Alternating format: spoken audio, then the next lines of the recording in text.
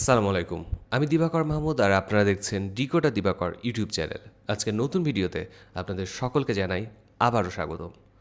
Oppo সবসময় তাদের design এবং ডিউরেবিলিটি নিয়ে সকলের নজর কেড়েছে। আর তারই ধারাবাহিকতায় অপ্পো রিসেন্টলি বাজারে এনেছে একটি বাজেট সেগমেন্টের ফোন যার মডেল হচ্ছে অপ্পো A6X। আর এই ফোনটির সবথেকে বড় হাইলাইট হচ্ছে এর 6500 মিলিঅ্যাম্পিয়ারের ব্যাটারি এবং 120 হার্টজের রিফ্রেশ রেটের ডিসপ্লেটি। আমরা সকলেই মোটামুটি জানি যে অফিসিয়াল ফোনগুলোর প্রাইস কিন্তু এখন অনেক বেশি। তো এই বাজারে আন্ডার 20K এই ফোনটি কি হতে পারবে 2026 সালের সেরা বাজেট সেগমেন্টের ভালো অপশন? আজকের ভিডিওতে আমরা এই ফোনের স্পেক্স, পারফরমেন্স নিয়ে বিস্তারিত কথা বলবো এবং বোঝার চেষ্টা করব এই প্রাইসে এই ফোনটি আমাদেরকে কতটুকু সাপোর্ট দিচ্ছে। প্রথমে কথা বলা যাক ফোনটির লুক নিয়ে।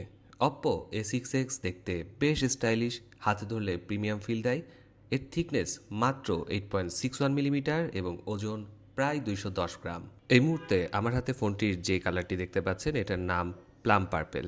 এই কালারটি আমার খুবই পছন্দ হয়েছে, আর সেই সাথে এর পেছনের যে ম্যাট ফিনিশটা সেটা কিন্তু খুবই প্রিমিয়াম একটা ফিল দেয়। আরেকটা ব্যাপার যেটা আমার খুবই পছন্দ হয়েছে সেটা হচ্ছে রিসেন্টলি সব ফোনগুলোতে গিমিক ক্যামেরা বাম ব্যবহার করা হয় আইফোনকে ফলো করতে গিয়ে।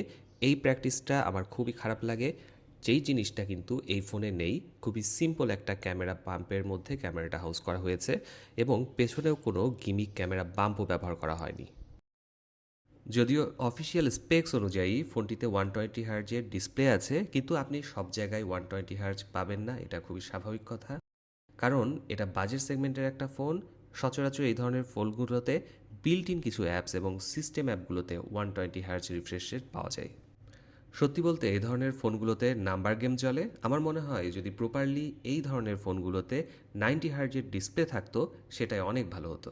যেহেতু এটা একটা বাজেট সেগমেন্টের ফোন, আমি ভেবেছিলাম এর আউটডোর ভিজিবিলিটি হয়তো খুব একটা ভালো হবে না, কিন্তু ডিরেক্ট সানলাইটের নিচেও আমি গিয়ে দেখলাম এটা কমপ্লিটলি ভিজিবল থাকে।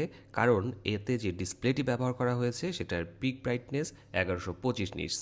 সব মিলিয়ে এটা বলাই যায় এই ফোনের ডিসপ্লেটা আসলেই সুন্দর। বাজেট সেগমেন্টের ফোন হলেও এই ফোনের ডিসপ্লেতে কন্টেন্ট ওয়াচিং এক্সপিরিয়েন্স খুবই ভালো ছিল। আর একটা কথা না বললেই না, সেটা হচ্ছে স্টোরেজ স্পিকার এই ফোনটিতে না থাকলেও বটম ফায়ারিং স্পিকারের কোয়ালিটি অনেক ভালো লেগেছে আমার। পারফরমেন্সের জন্য অপ্পো এখানে ব্যবহার করেছে কোয়ালকম স্ন্যাপড্রাগন 685 চিপসেটটি। এটি একটি 6 ন্যানোমিটারের অক্টাকোর প্রসেসর।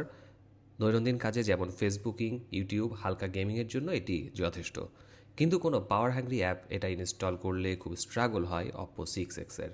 সত্যি বলতে আপনারা ডেইলি কাজ যেমন কল করা, ব্রাউজিং, হোয়াটসঅ্যাপ, ফেসবুক, ইউটিউব এসব অ্যাপস আরামে চালাতে পারবেন। কিন্তু অনেক অ্যাপস যদি একসাথে মাল্টিটাস্কিং করতে চান, বিশেষ করে ভারী কোনো অ্যাপস যেটা আপনাকে খুব একটা ভালো সাপোর্ট নাও দিতে পারে।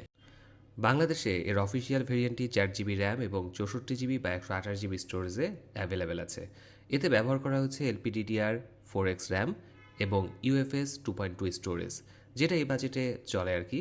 ফোনের ইউজার ইন্টারফেস হিসেবে আছে অপ্পোর লেটেস্ট কালারওয়েস 15, যা অ্যান্ড্রয়েড 15-এর উপর ভিত্তি করে তৈরি করা হয়েছে। কালারওয়েস 15 বেশ ক্লিন একটা ওএস। আর পারফরমেন্সের কথা যেহেতু আসলেই, তাহলে বলে রাখি এই ফোনগুলো আসলে একদম বেসিক স্মার্টফোন ফিচার যাদের লাগবে শুধু তাদের জন্য। ফোন করা, ব্রাউজিং করা, টুকটাক ইউটিউবে ভিডিও দেখার সাথে ফেসবুক ইউজ, সব মিলিয়ে বেসিক কাজের জন্য বেশ ভালো হবে এই ফোনটি। আর কিছুটা গেমিংও করেছি এই ফোনটা দিয়ে, বিশেষ করে ফ্রি ফায়ার খেলেছি, বেশ ভালো এক্সপিরিয়েন্স পেয়েছি। আপনি চাইলে টুকটাক গেম খেলতে পারবেন, তবে কোনো ভারী গেমের ব্যাপারে আশা না রাখাই ভালো। এবার আসা যাক ক্যামেরা সেকশনে। ফোনের পেছনে আছে 13 মেগাপিক্সেলের মেইন সেন্সর এবং সাথে একটি মনোক্রোম লেন্স। দিনের আলোতে ন্যাচারাল কালারের ছবি তুলতে পারবেন। ভিডিওর ক্ষেত্রে রিয়ার ক্যামেরা দিয়ে 1080-তে 30 FPS ভিডিও করা সম্ভব। ছবির কোয়ালিটি যদি বলি তাহলে বলবো খুবই বেসিক লেভেলের ছবি আসে এখানে। অনেক ক্ষেত্রে দেখেছি ডায়নামিক রেঞ্জ একদমই কভার করতে পারে না, আর ডিটেলস অনেক ক্ষেত্রেই মিসিং আছে। সব মিলিয়ে বাজেট সেকশনের একটি ক্যামেরা যেমন হওয়ার কথা তেমনই হয়। রেয়ার ক্যামেরা দিয়ে চাইলে ভিডিও করতে পারবেন, কিন্তু সেই ভিডিও খুব বেশি ইউজেবল না আমার মনে হয়েছে, কারণ এতে একদমই স্ট্যাবিলাইজেশন নেই, যেটা থাকারও কথা না এই বাজেটে। সত্যি বলতে বিশেষ প্রয়োজনে আপনি কাজ চালিয়ে নিতে পারবেন, তার থেকে খুব বেশি আশা করা সম্ভব না। সেলফি তোলার জন্য সামনে দেওয়া হয়েছে 5 মেগাপিক্সেলের একটি ক্যামেরা। বাজেট অনুযায়ী সেলফিগুলো সোশ্যাল মিডিয়ায় শেয়ার করার মতো। ফ্রন্ট ক্যামেরার ছবিগুলো দেখলেই বুঝতে পারবেন কিছুটা সাদা করে দেওয়ার প্রবণতা আছে। এছাড়া সব মিলিয়ে আমার মনে হয়েছে রিয়ার ক্যামেরা থেকে ফ্রন্ট ক্যামেরার কোয়ালিটি কিছুটা ভালো। এই ফোনের আসল গেম চেঞ্জার এর 6500 মিলি অ্যাম্পিয়ারের বিশাল ব্যাটারি, যা একবার চার্জ দিয়ে 2 দিন ব্যবহার করতে চান তাদের জন্য এটি পারফেক্ট চয়েস হতে পারে। অপর দাবি অনুযায়ী আপনি একবার ফুল চার্জ দিয়ে টানা 13.3 ঘন্টার বেশি অনলাইন ভিডিও দেখতে পারবেন, আর টোটাল স্ট্যান্ড বাই টাইম 880 ঘন্টা। গেমিং করতে পারবেন 9.6 ঘন্টা, আর কল করতে পারবেন 38.2 ঘন্টা। চার্জিংয়ের জন্য থাকছে টাইপ সি পোর্ট। বক্সে থাকা 15 ওয়াটের চার্জার দিয়ে ফুল চার্জ করতে সময় লাগে প্রায় 1.5 ঘন্টার বেশি।